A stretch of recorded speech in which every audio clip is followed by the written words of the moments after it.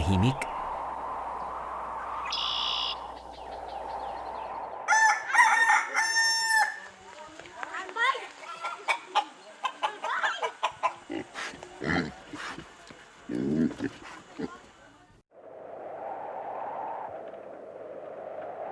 At probinsyang-probinsya ang feels.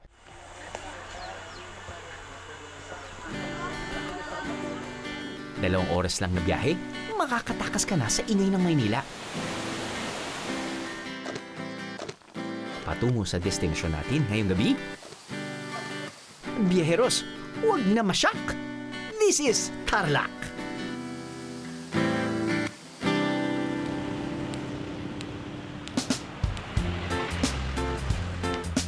Nag-i-stop ang mga commuters just to wee-wee, ganon. So now, we want to erase. Marami na pong pwedeng i-offer ang Tarlac ngayon. Yan po ang pinagmamalaki namin. Mga taga-Tarlac, mababait sila. Para naman po, ma-experience nyo how hospitable the people of Tarlac are. Kaya ipapakita namin sa inyo na di lang basta stopover ang Tarlac.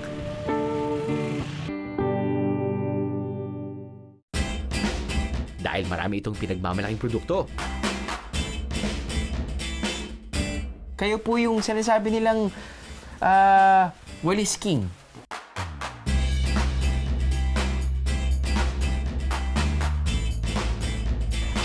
Hoy, bili na kayo ng tinapa! Okay.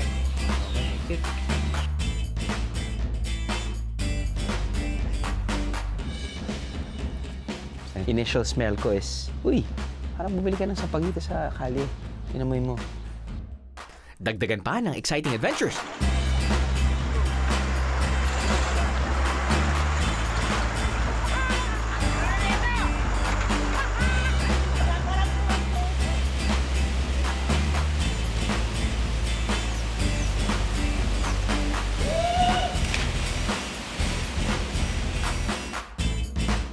Siyempre, kasama rin ng food venture.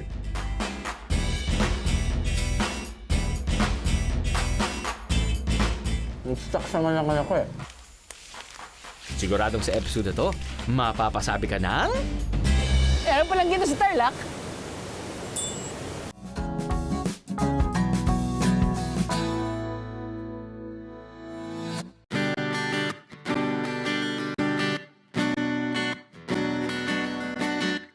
Pangunahing kinabubuhay ng mga taga-Tarlac ang pagsasaka.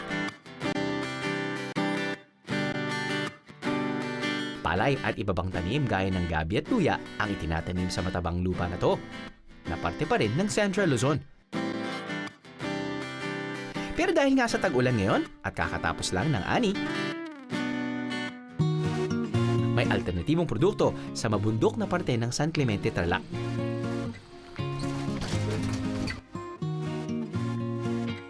Ang kanilang One Town, One Product o OTOP na buy-buy o ang Tiger Grass. Na nasa itas pa ng kabundukan, makikita at pinoproseso. Hindi po ganun kadali ang pagpunta dito sa inyo, no? Oo, sir. Mahirap talaga. Mahirap talaga yung konserdaan, saka maulan pa naman. Maulan pa naman, medyo Yes, sir. madulas din yung daan. Yes, sir. Pero ito po talaga yung pinuntahan namin dito, itong Tiger Grass Oo, sir. Broom. Kayo po yung sinasabi nilang walis king. Si Kuya Edgar kasi ang pinakamabilis gumawa ng Tiger Grass Broom sa buong San Clemente, Tarlac. Maghapon, kaya niyang gumawa ng 25 to 30 pieces ng Tiger Grass walis o buy-buy. Isa rin siya sa nagsimula ng ganitong uri ng kabuhayan sa kabundukan ng Tarlac. Balita ko nga po na kapag weekdays, yung mga lalaki, yung asawa, wala talaga dito sa city, o no? Wala, sir. Wala sa baryo kasi busy kami, sir, sa pagtanim dito, pag-ani. Ngayon ko lang nalaman na may mga bundok din pala sa Tarlac. Ayaw, sir. Kala ko nasa Benguet ako eh. Saan niyo po inaani ang Tiger Grass? Sa mga kwan namin, sir. Farm namin. Sa gasak din namin, sir. At So, kayo na po yung nagtatanim? Oo, sir. Ito pong Tiger Grass po ay sa upland lang po ba lumalaki? sa upland, sir. Sa upland lang talaga? Oo, sir. Ano po ba yung katangian ng Tiger Grass? Bakit ang gandang gawing walis? Ito, sir, kasi matibay, sir. Matibay. Okay. Siyempre, kailangan ko subukan gumawa ng Tiger Grass Broom. Noon, luya at iba pang upland crops ang tanim ni Kuya Edgar. Pero nang matutunan niya na mas mabilis magpatubo ng buyboy at mabilis kumita mula rito, ito na ang kanyang tinanim. Unang-una para makabuo ng buyboy, bubunutin ito sa puno ng mga tiger grass. Lang, sir. Mula ganyan. Sige, sir. Eto na to. Yan. Yung isa pa, sir. Ay, Yung meron isa pa? pa. Ganyan, sir. Sige, sir. Biglayin mo. Yan. Ganyan, sir. Ito yung mga bulaklak niya, sir. Naisahan mo kanina na tinatanggal Oo, sir. na po.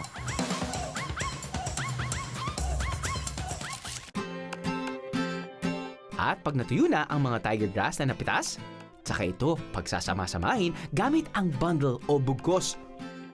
Sir, ganito yung ginagawa namin. Di maalis yung iba, sir, na ganyan. Tapos, kukunin ito, sir. Ipunin na ganyan. Tapos, ipapantayin, sir, yung dulo niya. Opo. Dito, sir. Hindi, ano yun, nire-ribbon po ba yan? Or Hindi, sir. Talagang ganito. Yung iba, Talagang sir. ganyan, talagang diretsyong-diretso sir. Ito, sir. Hindi, sir. Talagang ganito, sir. Kasi naalis yung para pong buhok ng... Oo, sir. Blondie. Medyo may blondie niya, Ito sir. yata yung buhok ni Tina Turner. Oo, sir. Oh, yari. Ayan. Okay. Talian, sir. Tali.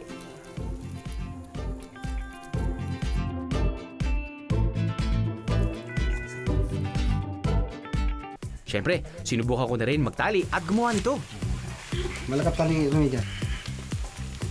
Mukhang tumatagal ang trabaho ni tatay dahil sa akin. Tapos na siya, habang ako, nagbubuhol pa rin. Sensya na po.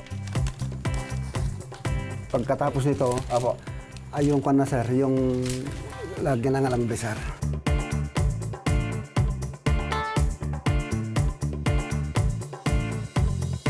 Magkano po binibenta to sa... Sa coop namin, Kada. sir, sa coop, sir, 80 isang piraso, sir. 80? Pero bahala na, sir, yung coop yung magbinta doon kung ilan yung pagbibinta niya. Kaya kung bibili kayo ng walis mula sa locals, biheros, huwag nang tumawad.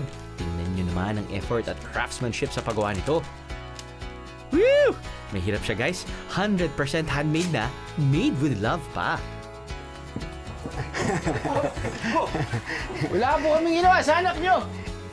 Matapos makailang balik at pilipit sa alambre, maaari nang tahiin na ang tiger grass gamit ng plastic para mas tumibay ito. Ayos. 20-25 minutes. From scratch, meron na tayo ngayon. Tiger Grass Broom mula dito sa Tarlac. Galing talaga ni tatay. Good job, tay. Sir. Sa kalapit na sitio naman sa San Clemente, matatagpuan ang The Goat. Hindi greatest of all time kundi goat dahil direct translation raw in Pangasinense ng kambing ay Kanding Falls. na siya namang ngalan ng talon na to. Kaya goat. Gets? Mga biyahero, siguraduhin handa na ang trekking shoes nyo dahil tatawid tayo ng ilog para marating ang Ganding Falls.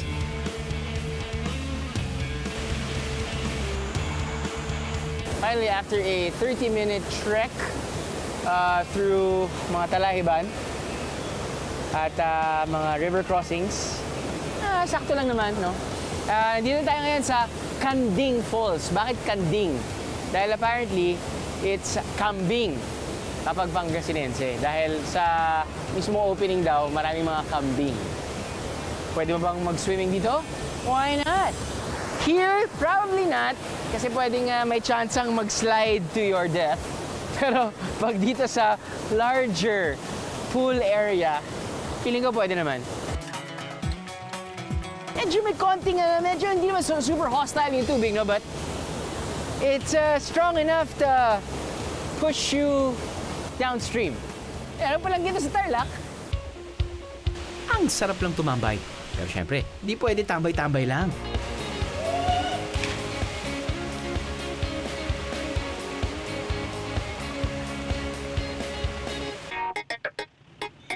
Hindi lang gateway ng mga biyahero patungong norte ang Tarlac. Pwedeng-pwede rin itong weekend destination. Kaya kapag naghahanap kayo ng matutuluyan sa Tarlac, no worries, biyahero! Kaya na lang ng hotel na to by the highway. Kung gaano kadali kumuha ng matutuluyan, ganun din kadali humanap ng mga kainan. This might confuse you as it confused me initially. Pero pag darating kayo dito sa Bonnets Barbecue Grill, may katabi siyang bakery called La Boneteria. May bakery na La Boneteria na nagsiserve ng bonete. At katabi nila ay may grill called Bonnets na nagsiserve ng barbecue at different types of tapa. Okay? Apparently, there's no relationship whatsoever. Bonnet, yung grill, dahil pangalan siguro ng may-ari ay Bonnie. La Boneteria, dahil ang pangalan ng tinapay na to ay Bonete. Isa ba siya parang dinner roll? Ito na ba yung makikita parang sa kahit anong bakery na may panderegla, pandekoko? Apparently, dito sa Tarlac, matagal na to. Nag-stuck sa mga ko eh. Dahil nga, magkatabi yung barbecue grill ng Bonnets, pati yung bakery ng La Boneteria. Ginagawa mga tao, bumibili ng barbecue mula sa Bonnets at pinapalaman dito sa Bonete galing sa La Boneteria. I think it's just a smart idea. Barbecue itself, pretty good. Tinapay itself, pretty good. Combined, the Avengers. Superpower. All right.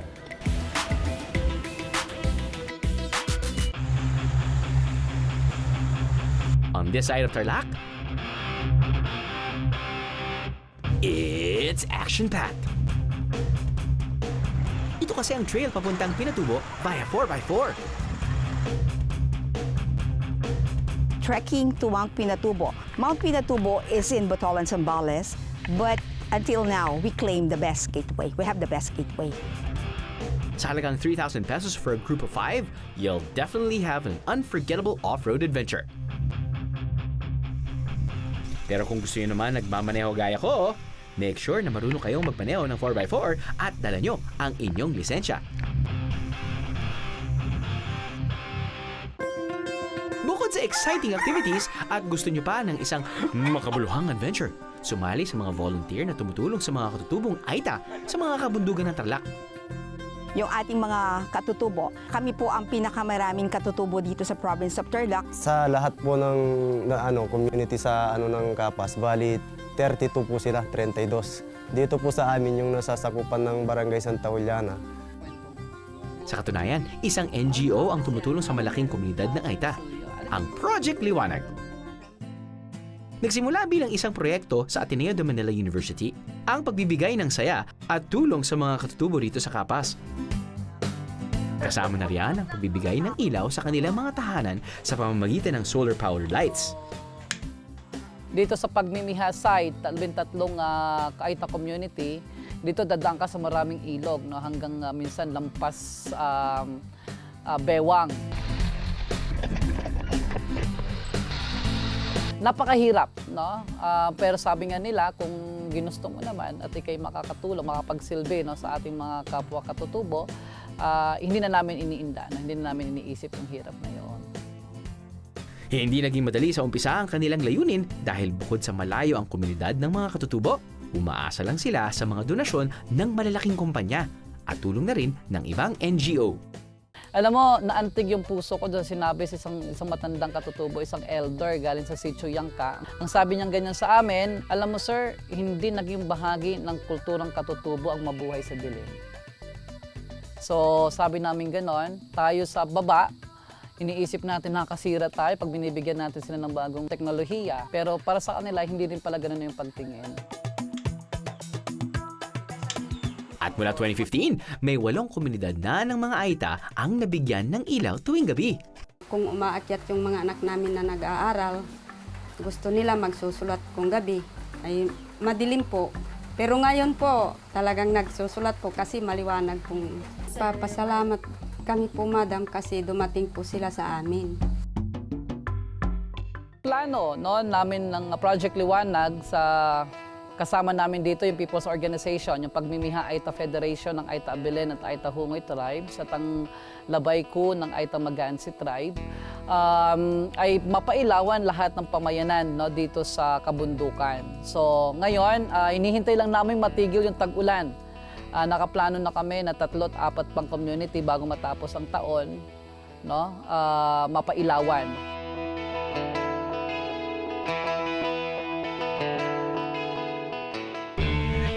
Back to more adventure, isang atraksyon din ang mag-ATV sa isang barangay dito sa Capas. Dadalhin kayo palibot ng Capas ATV Trails hanggang Tambo Lake. Isa sa mga magagandang naidulot ng pagputok ng bulkan ng Pinatubo, ang lake na to ng Tambo. Naging pangunahing pinagkukunan ng kabuhayan ng mga taga rito ang pangingisda sa ilog.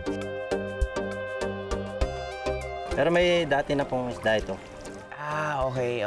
So naghalo po yung mga wild, pati yung nilagay dito na mga fingerling na tilapia. Dalagat tsaka yung hito. Ayun, Meron din. meron na rin po. Oh, sir, marami. Halo-halo na yung... Nabanggit pa sa akin ni Kuya Ray na malaking tulong ang ginawa ng Bureau of Fisheries and Aquatic Resources o BFAR dahil kung noon, nauubusan sila ng isda. Ngayon, kahit paano ay may huli sila sa araw-araw. Ipinakita pa ni Kuya Ray ang mga fish cage na donasyon ng BFAR. Sayang, tapos na sila manlambat ng isda. Kaya ito, nagpakain na lang kami ng mga isda. Anong oras ko kayo nanguhuli dito, namimingwit? Halos yung pagkukuhan po namin ng lambat, gabi. Hapon. Yung Bakit bago. gabi? Kasi pagkagabi, sir, may yung isda, medyo parang hindi sila mailap. Nakakailang kilo ho kayo kada araw? Conforme rin po, pagka masipag ka, magdamag, may na 10 kilo. Pero bukod sa mga mangingisdang gaya ni Kuya Ray, may mga ilan na sinusubukan mamingwit. Parang ngayon lang po ako kasi nakakita ng gantong body of water sa Tarlac eh. Usually, di ba? Pag sinabi mo Tarlac, hindi naman talaga mga mangingisda eh. Farmer eh.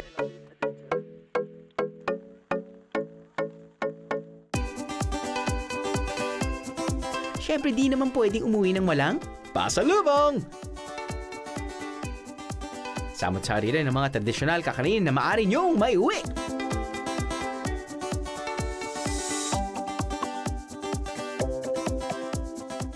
Pero kung gusto nyo ng bagong ipapasalubong sa inyong loved ones dito sa Herona, Tarlac, maaaring mag-uwi ng Taste of Australia. Dahil sa Australian goat cheese at goat milk.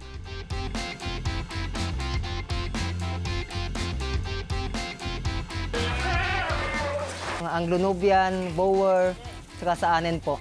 At mayroon din po kami mga native. Galing Australia po at saka US po. Pero para sa mas matamis na pasalubong, subukan na ang Egg Cheflan na 100% Tarlac made daw. Oy, bro, egg cheflan. Yes, sir. Egg Go. cheflan. Go.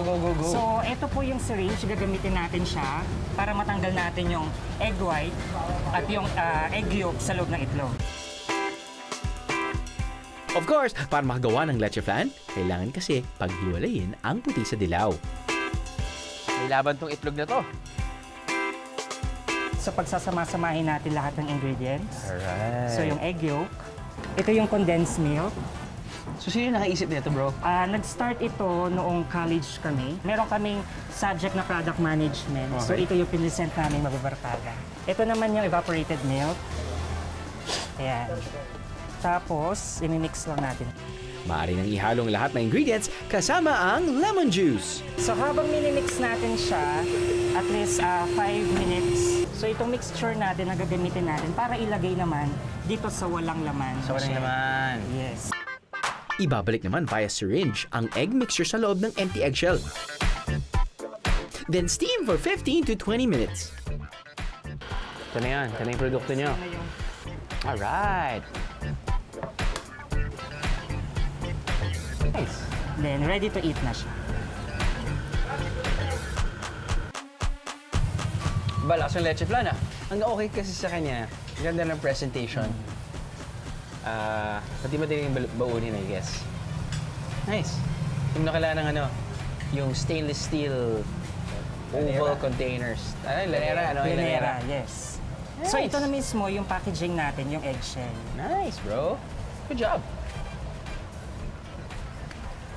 Excellent. Thank you po. Egg chef flan. Excellent idea.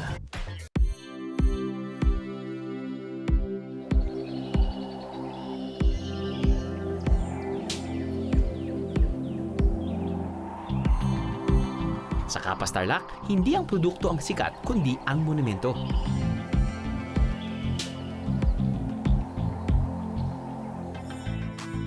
It's the terminal point. From Bataan, yun ang nag-start ang ating infamous Death March. Then dito sa Kapas ang terminal point. So yung ating mga sundalo, they walk from Bataan tapos hanggang San Fernando. Then in San Fernando, they were forced to take a back train. Then sa kilometer 106, yun ang ating train station dito sa Kapas. Doon sila bumaba. Ito ang paraan ng pag-alala sa libu-libong sundalo na namatay sa Bataan Death March. Isa pang well-known landmark dito sa Kapas, ang obelisk o sundial na nagbibigay pugay sa mga sundalo na namatay noong World War II.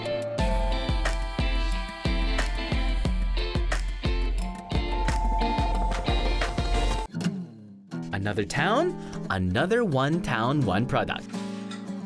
Maaga pa, inaasinan na ang mga isda para pausukan.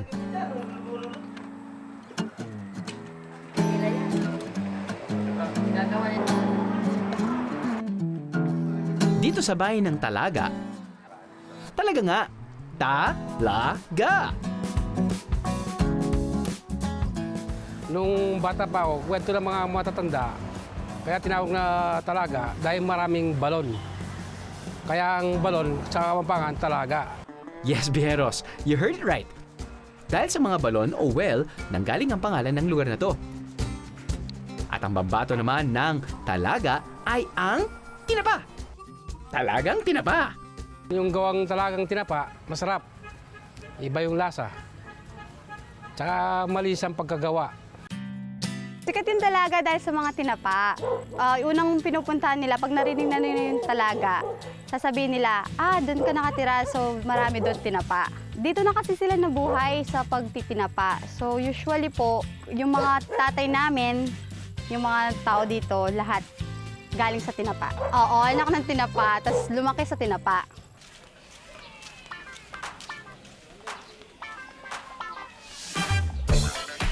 Isa si Aling Maria sa mga umunlad ng buhay dahil sa pagtitinapa.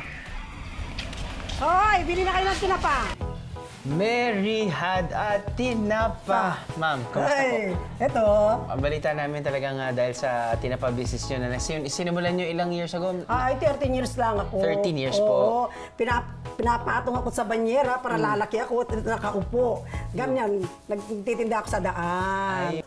Nay, marami namang nagbebenta ng tinapa. Bakit sa tingin nyo sa inyo kinukuha yung tinapa? Marami nga nagtitinda ng tinapa, pero inaayos namin at saka linilinis namin. Bago kami magtinda ng tinapa, linilinis namin ito, iniisis namin. Yan, inuugasan yung mga isda.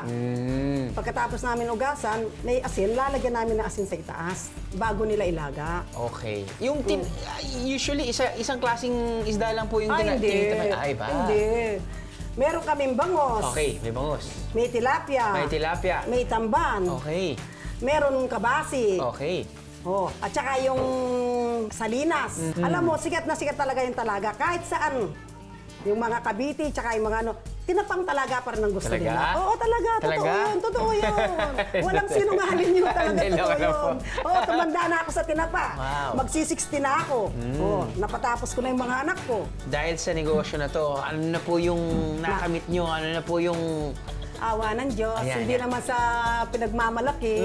Nakatapos ng nursing yung anak kong isa. Anak ng tinapa? Oo, totoo yan. Hindi, kahit na sa mga kapitbahay ko magtanong ka. Yung isa, IT. O yung isa, undergraduate naman yung isa kong panganay ko, yung nurse. Dahil nga sa tinapa, naging aladonya na si Aling Maria. Ito yung bahay ko, pinapagawa ko. Awa ng Diyos, ayan, sa tinapa. Parang balik-bayan lang. Ayan. Ngayon, katulong ko na yung mga anak ko dahil kasi napatapos ko na. Oo naman po. Kayo na po yung naghirap niyan, Oo, napatapos ko na. Kasi noon siguro hindi ka maniwala dahil hindi mo nakikita, no? Opo. Naglalako ako, nakaganon. Hindi ko, wala akong pakialam sa init. Oo. Nakabayong ako. Magtitinda akong tinapa para Opo. meron pamasahing mga anak ko. So iniisip nyo na, sige, okay lang maghirap ako, basta Oo. makatapos lang yung mga anak ko. Oo. Mm. Pero ngayon, yung mga anak ko ay ayaw na nga akong pagtindaan ko minsan sa ano. Pero yung nag-o-order, tumatawag na lang. Gumagawa pa rin ako. Yung bunso kong anak. Ayan. Ah, kakagani. Ito yung bunso kong anak. Hello! Wow! Ganda-ganda naman ang anak nyo. Oo, siyempre kamukha ko. Oo, ma'am. Ganyan din po ba yung buhok nyo dati? Hindi naman ganito lang, ganito Yan. lang. Hanggang dito lang naman yung buhok ko noon. Ayos. Hindi umabang ganyan. Ikaw naman, anong masasabi mo na nanay mo yung kahit pa paano talagang naghirap para mapunta kayo sa paaralan. Ngayon, Hindi, proud po ako. Proud? Oo. Proud ako na pinalaki kami sa maayos. Tama. Na kahit na nagtitinda lang siya ng tinapa, pinalaki na kami na maayos. At ngayon, syempre, babawi ka. bawi naman. O, si ma'am, Boracay House. So, sabi. Yan yung binulong niya sa akin kanina. Oo, sa October. Oo.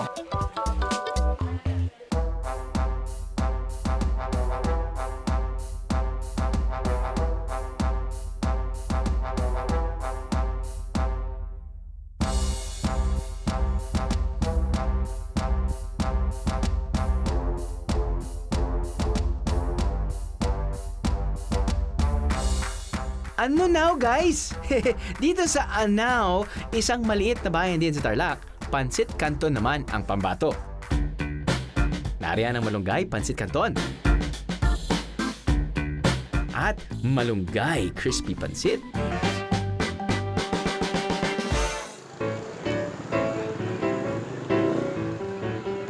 So, I guess by now, napaglibot nyo na ang Anao, Tarlac. Pag hindi pa, okay na. Let me take you through it. Malapit dito ay ang plaza, our basketball court, church, dyan din yung munisipyo. Very walking distance ang tinatawag din ng Kape Agape. Agape means God's love. Dahil apparently, ito yung, it's a community cafe. Dahil dati raw, yung mga nagtatrabaho dito ay yung nasa simbahan or yung nandyan sa mismong munisipyo. Pero anyway, yung mga pagkain na feature natin ngayon ay pansit, nachos, para ito French toast. Hindi ko alam. But anyway, yung kanilang pansit ay, I think, yata gawa sa vegetable and chicken. Yun yung nakita ko sa menu.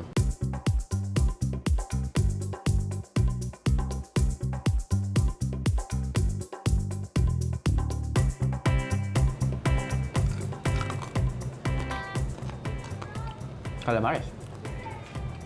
Or manok. Hindi ko alam eh. Alam nyo naman yan. Basta kapag deep fried, lahat sila pareho lasa.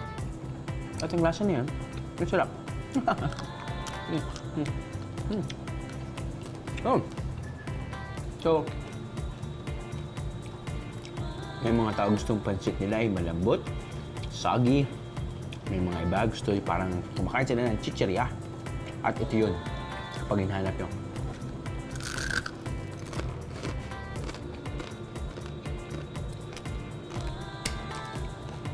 Nga lang, medyo messy kainin. But it's okay.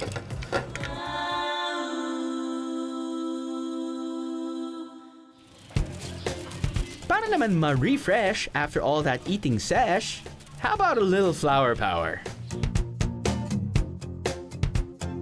Dahil nga sagana sa puno ng ilang-ilang sa lugar at likas na mabango ito, naisip ng mga taga-Anao na gawin na rin itong pabango.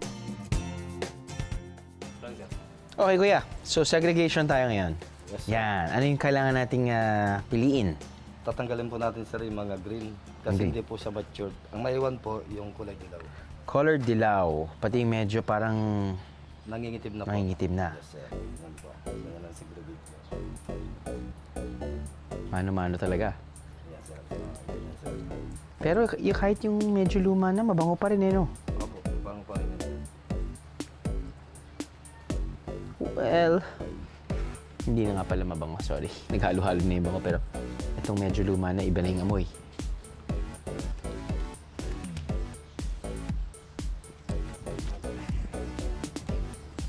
Pero yun, yung amoy, I guess sila mas alam na nila yung exact smell, pero initial smell ko is, uy, parang bumili ka ng sapagita sa kalye. Inamoy mo. Yan yung amoy nito. Matapos mahiwalay ang mga hinog na bulaklak ng ilang-ilang, maaari na itong ipasok sa extractor. Alright. Okay, agad. Alright. Oh. Yun. Para siyang isang malaking pressure cooker, correct? Or parang ano, sa akin ka ng tea. Lalagay ka ng tea sa strainer. Sige po. Ooh. Yes. Okay. Tapos yan po, maglalagay ko kayo ng tubig. Hindi tubig. May tubig na po yan, sir. Ah, may tubig. May boiler na po yan. Sa boiler, may tubig na po siya. May tubig na dyan. Okay. Tapos anong gagawin niyo po? Magantay po tayo ng mga 45 minutes. Mhm. Tutulo na po siya rito sa separator. Ah, okay.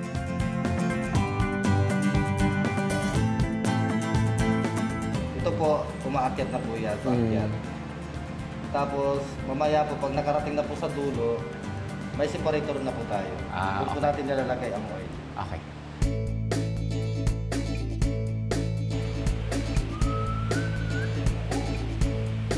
Voila! Ilang-ilang oil.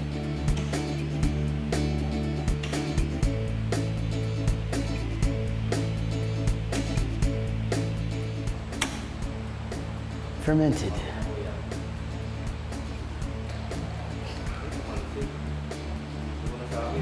Ngayon, para pure oil ang makukuha natin dyan. Lakas. Ayan, opo. Wow. Ganito ang gagawin po natin. Ilalabas po natin yung tubig. Opo.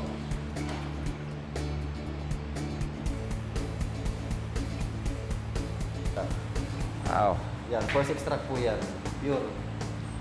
Ganyan po ang amoy ng force extract po. Talagang mabango-mabango. Pwede nang inumin to. Ay, hindi po. Ah? Yan po ang ginagamit sa paggawa ng pabango.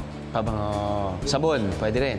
Opo, pwede rin. Oh. Shampoo, Pwede rin. pwede rin. Lotion. Pwede rin po. Lahat po. Lahat na pwede. po pwede. Chanel, yan ang ganda ngayon, sir. Ah. Pwede ng Chanel ngayon. Oh. Chanel 7. Ayos. Matapos ang first extraction, may dalawang extractions pang pagdadaanan ng oil.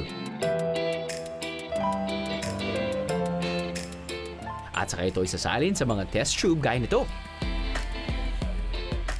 At ibobote para palamigin.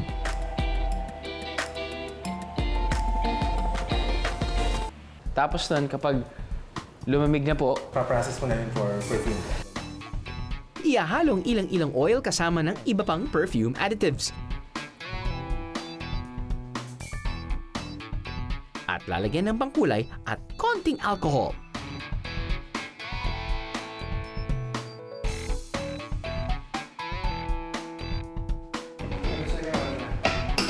₱230 ang isang 60 ml bottle. Buti na lang, may nakahanda na silang tester.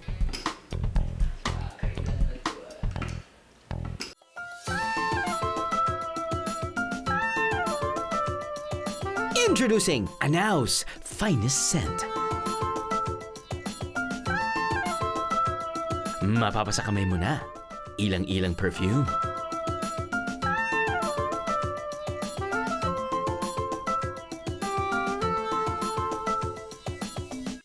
now and forever.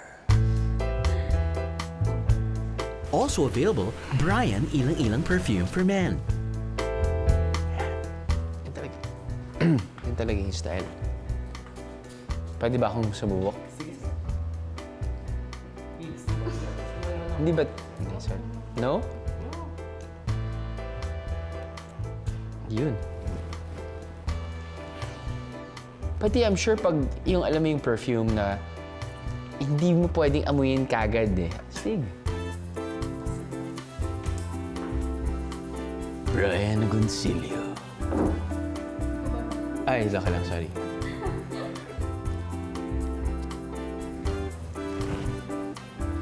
Uy, parang may bagong ligo. Buti na lang. Pa ako naliligo eh. Sa aking pagbisita sa Tarlac, ito ang pumasok sa aking isipan. Malaki ang potensyal ng Tarlac na maging isang tourist destination dahil sa 3 bagay. Una, ang kakaiba at exciting na experiences. Pangalawa, ang mga souvenir mula sa iba't ibang lugar. At pangatlo, ang mga tao na makikilala mo at magbibigay sa iyo ng kanilang oras para ipakita ang mga produktong talaga namang tatak Tarlac.